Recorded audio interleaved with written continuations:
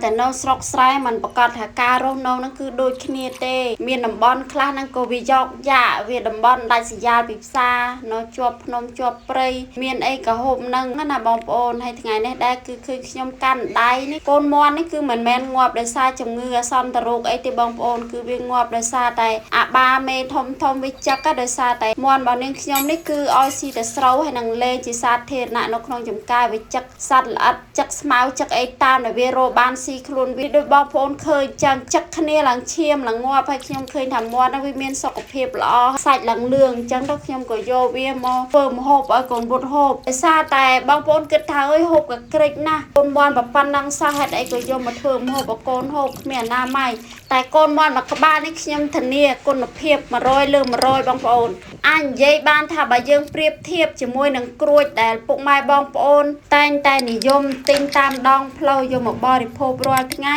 គ្មានអនាម័យហើយថែមទាំងមានជាតិគីមីបើសរុបទៅគឺថាគ្មានគុណភាពប្រាប់ពុកម៉ែបងប្អូនយកមកបរិភោគតែម្ដងឥឡូវតែរៀបរាប់ប្រៀបធៀបមាន់ហើយក្រួយអ្នកលក់ក្រួយគេជេរខ្ញុំងាប់ហើយឥឡូវមកមើលការធ្វើរបស់នាងខ្ញុំនេះស្លឹកក្រូចម្ដេងខ្ទឹមសស្លឹកគ្រៃប្រេងខ្យងរ៉ូឌីប៊ីចេងនិងទឹកស៊ីអ៊ីដើម្បីប្រឡាក់ឲ្យមាន់នឹងវាចូលជាតិគឺម៉ាស្សាឬទ្រូងឬក្លៀកដកដៃដកជើងវាអញ្ចឹងណាបងប្អូនចាឥឡូវមាន់របស់ខ្ញុំគឺបានប្រឡាក់រួចរាល់ហើយឥឡូវតែរៀបរាប់មិនបានប្រាប់មុខម្ហូបទៅពុកម៉ែបងប្អូនមាន់មួយក្បាលធំនេះគឺខ្ញុំធ្វើមាន់អប់ក្នុងក្អមបងប្អូនប្រេងចូលបណ្ដឹងដាក់មាន់ចូលដាក់គ្រឿងដែលសល់បន្តិចបន្តួចនៅក្នុងចាននឹងចូលដើម្បីឲ្យវាយើងអប់វាទៅវាក្លិនឈ្ងុយធ្វើការគ្របវាទុកមួយសន្ទុះធំទេបងប្អូនមាន់របស់យើងគឺវាចាប់ផ្ដើមឡើងពណ៌កន្លាតបន្តិចម្ដង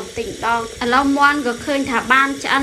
100%ពណ៌ឡើងក្រហមកន្លាតគ្រាន់តែកូនវុតឃើញហើយនឹងក៏រំភើបរីករាយបងប្អូនទស្សនាកូនវុតហូបបង្ហាញទៅពុកម៉ែបងប្អូនទាំងអស់គ្នា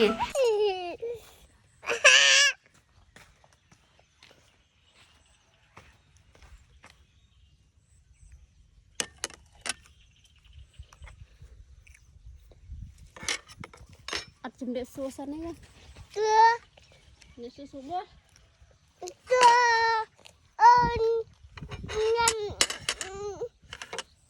មាន់អូនញ៉ាំមាន់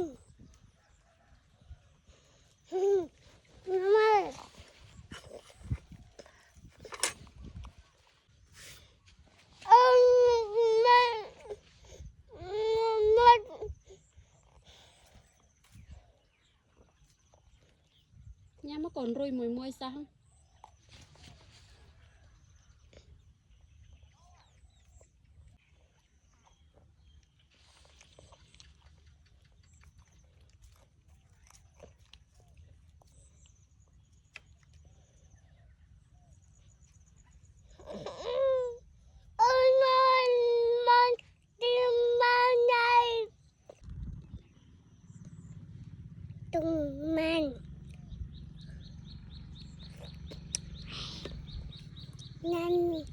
Nan,